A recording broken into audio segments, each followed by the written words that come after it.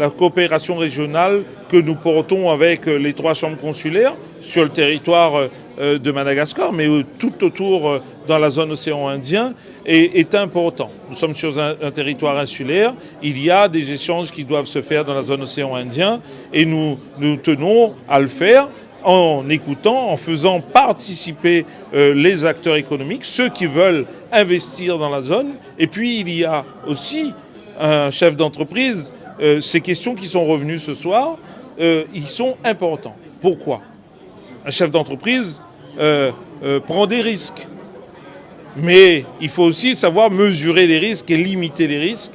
Et ce sont des questions qui démontrent bien, d'une part, la volonté d'investir, mais également la volonté d'avoir certaines garanties pour ne pas investir à tout va et n'importe comment et perdre tout à la fin. Nous allons en tout cas faire un bilan de cette rencontre, de cette semaine de visite du président du Sénat de Madagascar.